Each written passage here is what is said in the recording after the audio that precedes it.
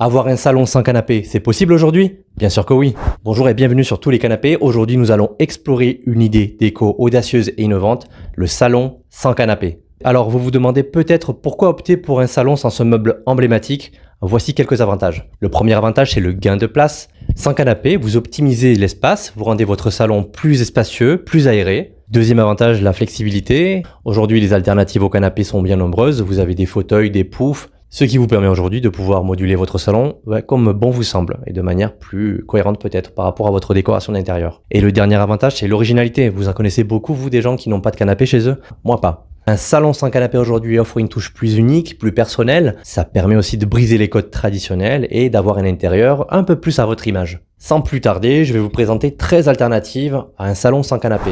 La première, c'est le daybed. Vous en avez peut-être entendu parler. Le daybed est une sorte de méridienne avec un petit matelas.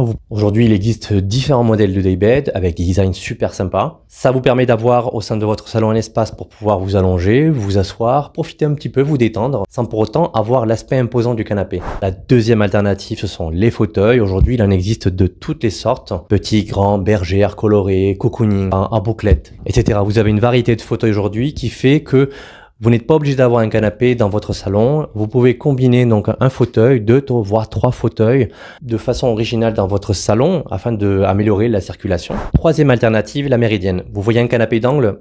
En fait, vous retirez la partie bâtarde et vous conservez que la méridienne, souvent avec un coffre de rangement. Ça vous permet aussi d'avoir une zone aussi pour pouvoir vous allonger, profiter, vous détendre, effectivement, sans avoir l'encombrement d'un canapé d'angle par exemple dans votre salon. Quatrième alternative, les poufs.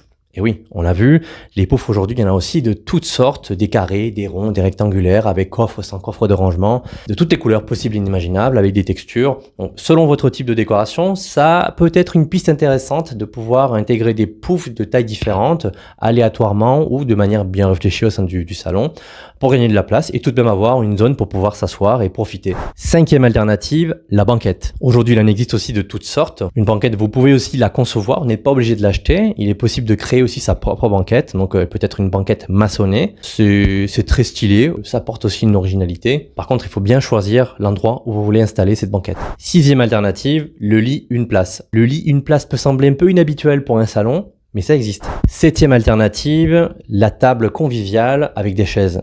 Il est aussi envisageable de remplacer votre salon par une salle à manger et au lieu de mettre un canapé, vous mettez une table avec des chaises confortables, design, et ça peut suffire. Huitième alternative, les assises modulables. Les blocs modulables peuvent être des assises sous forme de pouf par exemple que vous pouvez moduler, rapprocher, assembler. Ça me fait penser à un modèle de canapé de chez Bobo Chic qui est très modulable aussi, effectivement. C'est un canapé qui se constitue à partir de blocs modulables justement et qui font que quand vous en avez 2, 3, 4, ça fait un vrai canapé. Mais dissocié, ça fait des assises modulables. Neuvième alternative, la chauffeuse. La chauffeuse aussi peut être une très bonne piste parce que vous pouvez l'associer avec des poufs. Il existe des modèles convertibles ou XXL de grande taille. Dixième alternative, vous le savez très bien, les palettes. Je sais pas si vous avez vu ça sur Pinterest. Moi, j'ai vu des modèles de canapés ou d'assises carrément faits à base de palettes. C'est super original et économique, écologique.